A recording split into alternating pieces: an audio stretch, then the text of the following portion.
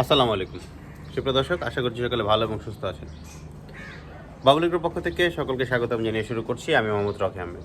সুপ্রিয় দর্শক, আপনারা অনেকেই আমাদের প্রশ্ন করেন যে ষাঁড় গরুর খামারে লাভ করার কিছু কৌশল বলেন।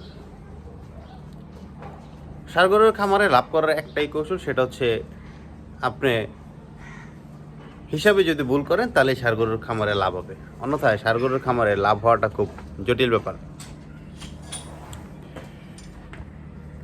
কারণ ষাঁড় গরুর প্রজেক্টে গত 5 বছর আগেও অনেক লাভ হইতো।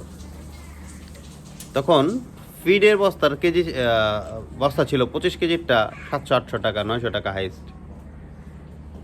আমি যখন খামার শুরু করি তখন আমি 680 টাকাকে বস্তা সিপি কোম্পানির ফিড কিনতাম। বর্তমানে আমি কাজী ফিড খাওয়াই। কাজী ফিডের এক বস্তা খাবারের দাম হচ্ছে প্রায় 1150-1200 টাকা, খুচরা মূল্য 1200 টাকা। তো 1 কেজি ফিডের দাম কয় টাকা পড়ে আপনারা হিসাব করেন। আমি মিক্সচার বসি খাওয়াই। মিক্সচার বসিতে টেকনিক করে দাম কমানো হয়। গতকালকে আমি আমার খামারের জন্য বসি কিনেছি 51 টাকা 38 পয়সা কেজি পড়েছে।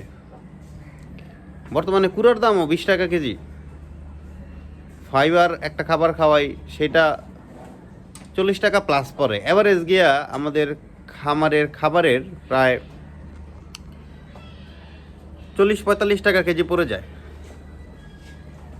তো এই যে খামারের খাবারের 45 টাকা কেজি, ফিড প্রায় 50-52 টাকা কেজি, এগুলাকে আপনি খাইয়ে বছর শেষে হুট করে একটা গরু অসুস্থ হইতেছে, গরুর ট্রিটমেন্ট দিয়ে, ডাক্তারের খরচ দিয়ে, লেবারের খরচ দিয়ে, বিদ্যুৎ বিল দিয়ে আপনি যদি হিসাবে ভুল করেন তাহলে একমাত্র আপনার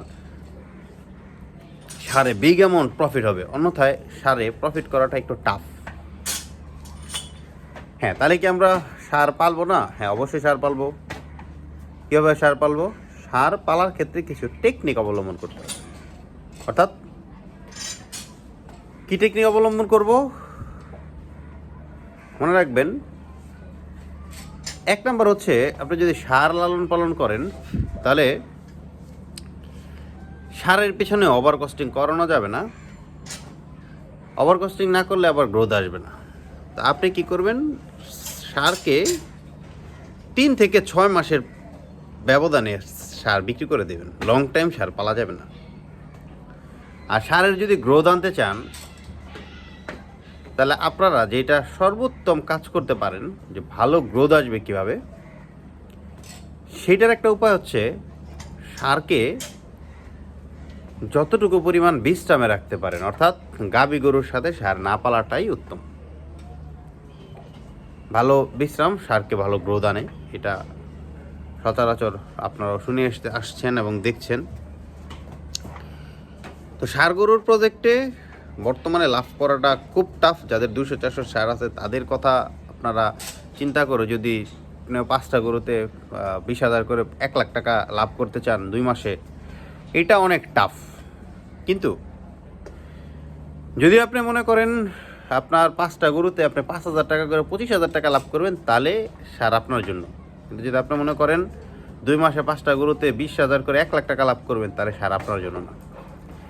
হ্যাঁ, সার গরু অবশ্যই আমরা লালন পালন করব, তবে সেই সার কেনার ক্ষেত্রে কিছু সতর্কতা অবলম্বন করতে হবে। যে ভাই, এটা আবার কী জিনিস? আপনি সার গরু কিনছেন হচ্ছে 1,000 টাকা কেজি, 1200 টাকা কেজি, 1500 টাকা, আমি 2,000 টাকা কেজি তো সার গরু কিনতে দেখছি। আপনি বিক্রি করতে গেছেন 500 টাকা কেজি, 550 টাকা কেজি, 600-650 উপরে সার গরুর কেজি বিক্রি করা যায় না। কষাইরা বলে বাজারের মাংসের দাম নাই, মাগনা দিতেছে। আর আমরা মাংস কিনতে গেলে দেখি 800 টাকা প্লাস, 780 নিচে মাংস কেনা যায় না।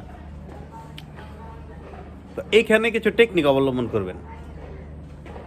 বছরে 3 সময়: নাম্বার 1 শবে বরাত, নাম্বার 2 পয়লা রমজান, নাম্বার 3 আপনার চাঁদ রাত। এই 3টার সময় আপনার ষাঁড় গরু লালন পালন করার জন্য, এই 3টার সময় জবাই করার জন্য ষাঁড় গরু লালন পালন করুন।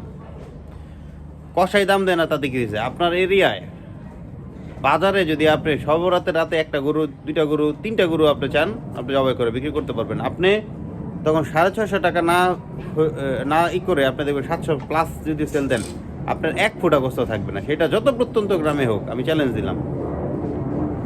আপনি যদি আপনার বাজারে 2-3টা ষাঁড় গরু জবাই করেন সবে বরাতে, 2টা গরু জবাই করা কোনো ব্যাপার না। আপনি যদি 700 টাকাও বেচেন, 28,000 টাকা মন করে আপনার ষাঁড়ে লস আসবে না। এটা হচ্ছে ফার্স্ট টেকনিক। যদি আপনি মনে করেন আপনার বাজারে আপনি জবাই করে বিক্রি করতে পারবেন না, তাহলে দেখবেন সবে বরাতে কষাইরা আপনারা 28,000 টাকা 29,000 টাকা মন দিয়ে গরু কিনবেন ইনশাল্লাহ।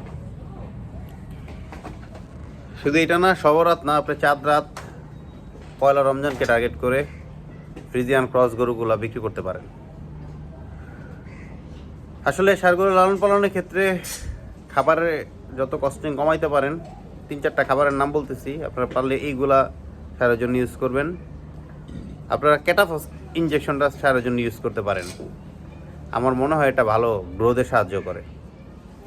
আমি এরপরেও ভেবেচিন্তে ভেটেরিনারি সার্জনের পরামর্শ নিয়ে আপনারা এটা ইউজ করবেন। ভুলেও কোনো স্টেরয়েড বা ভুলেও কোনোভাবে কোনো ব্রয়লার ফিড এগুলো খাওয়াবেন না, ভাতের মার এগুলো খাওয়াবেন না, জাউটাও খাওয়ায় গরু মোটা করবেন না।